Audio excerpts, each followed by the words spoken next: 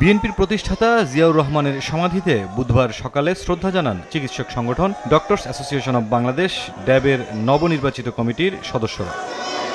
শ্রদ্ধা নিবেদনের পর সাংবাদিকদের সঙ্গে কথা বলেন বিএনপির স্থায়ী কমিটির সদস্য ডাক্তার AZM জাহিদ হোসেন। বলেন, নির্বাচন বন্ধে প্রকাশ্য হুমকি, স্বৈরাচারের পদধ্বনি এবং ভোট বানচালের ষড়যন্ত্র। পেছনের দরজা দিয়ে ক্ষমতায় বসতে আগ্রহীরাই সংখ্যানুপাতিক পদ্ধতির নির্বাচন চান বলেও মন্তব্য তার। কেউ কেউ হুমকি দেন আগামী দিনে নির্বাচন হতে দেবেন না। মনে হচ্ছে সেই স্বৈরাচারের যে আচরণ ছিল, স্বৈরাচারের যে কথা ছিল, সেই ধরনের কথার পদধ্বনি আমরা শুনতে পাই। সেজন্যই আজকে আমরা আশঙ্কিত হই অনেক সময় যে নির্বাচন নিয়ে ষড়যন্ত্র হচ্ছে। ধমক দিয়ে থামিয়ে রাখা যাবে না নির্বাচনী অভিযাত্রাকে। যারা পেছনের দরজা দিয়ে ক্ষমতার স্বাদ গ্রহণ করার জন্য চিন্তা ভাবনা করছেন, তারাই হয়তো পিআর পদ্ধতির কথা বলে থাকেন।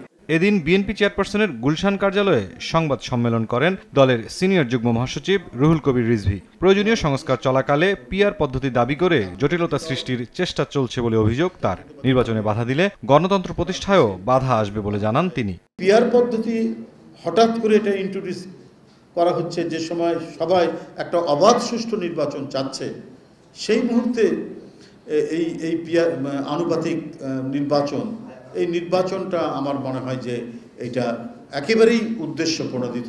এই ইস্যুটা হচ্ছে নিশ্চয়ই জটিলতা তৈরি করার জন্য।